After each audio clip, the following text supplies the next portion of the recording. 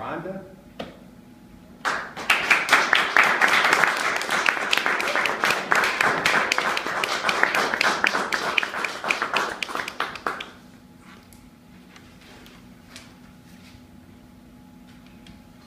Fellow Toastmasters, distinguished guests. I don't want to die, but I don't know how to live. It was the summer of 2005. My fiance and I were planning a big church wedding with lots of family and friends. That summer, we decided to go on vacation, Las Vegas, for my birthday. So we're in Las Vegas, and the mood is set. It's beautiful lights, the Bellagio with the dancing water, Celine Dion playing, and my heart goes on in the background to the rhythm of the water. My fiance is caught up in the moment. He wants to elope. He wants to scrap our plans of the big church wedding and elope. Rightfully so. I was excited. I was in paradise. I wanted to marry him so bad. However, I didn't want to marry him without the presence of our family and friends. And he was okay with that. We would return home and continue our plans of our big church wedding. So we were still making plans. 2 weeks later, his life came to an abrupt end. Michael was murdered. Mistaken identity.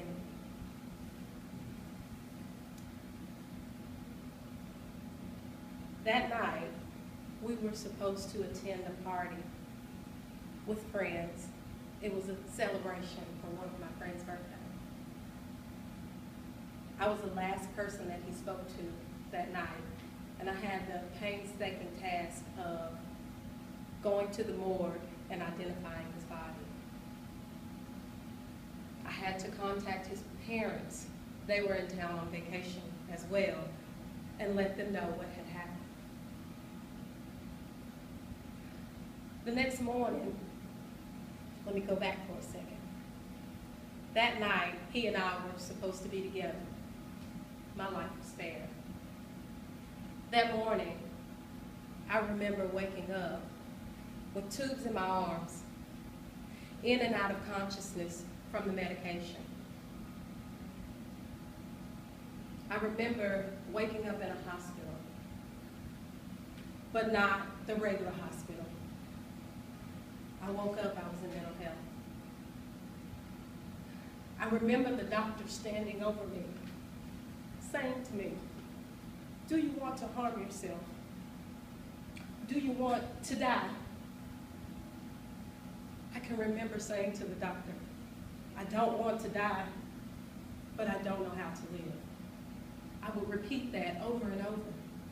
I don't want to die, but I don't know how to live.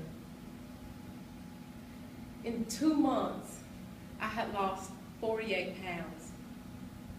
I had gone from 153 pounds to 105 pounds. I wasn't hungry, I was starving myself. I remember asking God, if you will just take this pain away, please take this pain away. The pain and the grief was unbearable. Fast forward, about a few months later, I had gone through therapy, grief counseling, and one-on-one therapy and counseling with my pastor. A year later, I would return to work. I had a new purpose, I had a new drive. When I went back to work, I wasn't feeling sorry for myself anymore. I had a reason, a different reason for being there. I wanted to live. And at the time, while I was there at work, I was focusing on my students. It brought me joy. It made me want to live again. And then I thought, there has to be more. There has to be more. This can't just be my life. In 2011, I decided I'm going back to college after a decade of being out of college. I'm going back, and I went back. In 2.5 years, I graduated with a bachelor's degree in business administration, summa cum laude. 9 months later, I would go back to school and I would finish with an MBA.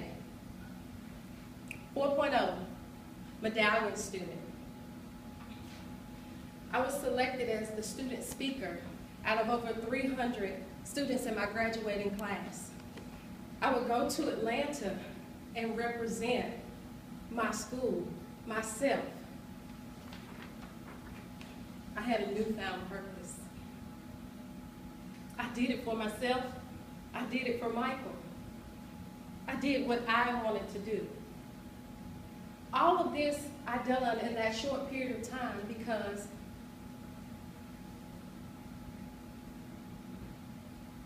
I had a second chance at life. And I wasn't going to waste it feeling sorry for myself. This is my sister.